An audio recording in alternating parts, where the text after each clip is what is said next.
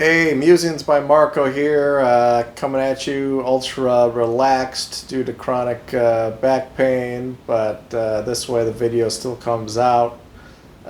Just in response to Elon Musk having a new interview with Lex Friedman, he shared some new insights into a lot of things, personal, as well as to do with the business and Tesla.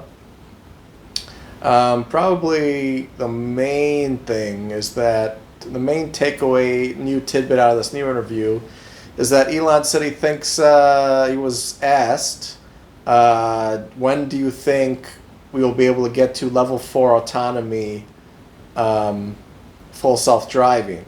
And level 4 basically it means that the driver is no longer liable if the car gets into an accident, which implies that the car self-driving ability needs to be very good, where to the point where Tesla feels comfortable taking over liability. That's even an open question. Who knows how that will even work in the future? I assume that it might work that way, or there's some new thing might be worked out. But it's a major step up. Look up the levels of autonomy if you're curious. If I am especially industrious, I will put them up here. If not, I'll put a link. I can find a link to the explanations. But Lex asked Elon this, and he said, I think it will come out next year. So we got a whole year coming up, obviously, 2022. That would be very bullish for Tesla stock. The FSD take rate is very low in China, only a couple percent, and less than 15% here in the US. And any additional sales would be pure margin because it's software, so it's very high margin. If that were to suddenly get switched on, Tesla's already showing record profits for automotive industry around 30% with this additional software, and that's mostly off of their ability to manufacture so well and so efficiently. If this software thing were to get turned on, that would shoot up drastically if there were widespread people paying for FSD for fully upfront, or the subscription model, which is now out there, $99 a month. That would be significant. I don't know, what you could see 40-50% gross, profit easy, and that would, obviously change the earnings per share quite a bit. Would drop down to very low levels to such a fast-growing company, and would make it very attractive to everyone to buy, and especially Wall Street, who loves their earnings per share numbers and PE multiples, price to earnings ratios, and all that would start to look pretty irresistible. Now, Elon has said this before. He was initially overconfident about how fast he would get autonomy figured out, famously saying that at one point we would do a coast-to-coast unsupervised Tesla drive at the end of this year, next year, and that was some years ago. I should look that up. That might be as long ago as 2017. So he admitted that it's much harder than he first thought in this interview, but he definitely has a much better understanding of the task now. And I think anyone who follows the space can see that the system is getting much better.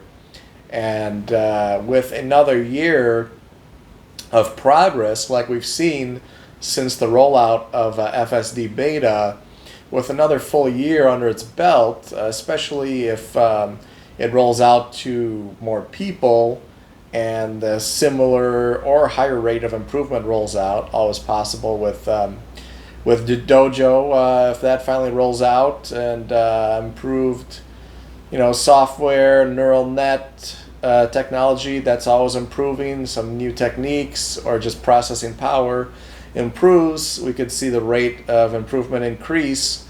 It does seem like on a technical level that seems reasonable that autonomy could be figured out next year. So, even if you call it 2 years from now, very bullish for the stock. You're starting to get into the time range of long call options, and if there was some big move in the stock, you can capture a lot of alpha there. Some other points.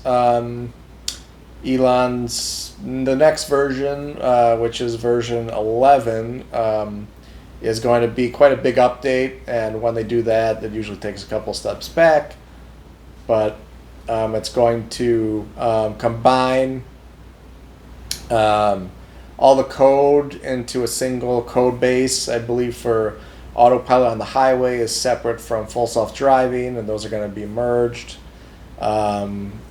There's going to be, they're focusing on less jitter and better latency, which has to do with kind of refresh rates between different devices in the chain of compute and perception, from the point where, what is the time it takes for a photon to hit the camera, then to be moved through the neural net, how many milliseconds, and then how often does, for example, the system that controls the steering and whether it hits the accelerator or the brake, how often does that check for something new? Because there are limits to all this stuff, and that might be like 60 milliseconds. He was throwing out some numbers out there, and if there's a time difference in between them, that can add extra latency and extra jitter. So they're really getting into the weeds and the very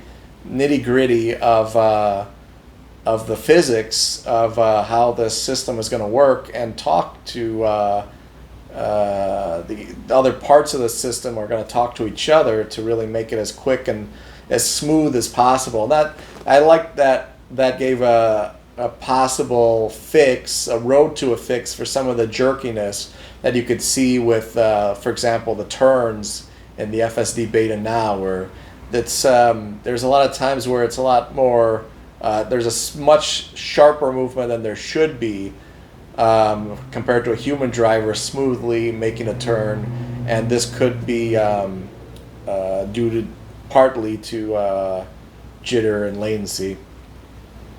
He also talked about removing post-processing from the cameras, which to also further improve latency. Apparently, the cameras were just designed to, when they receive an image, they do some work on it to clean it up, to make something pleasing to our eyes, and to make a picture that we can make sense of.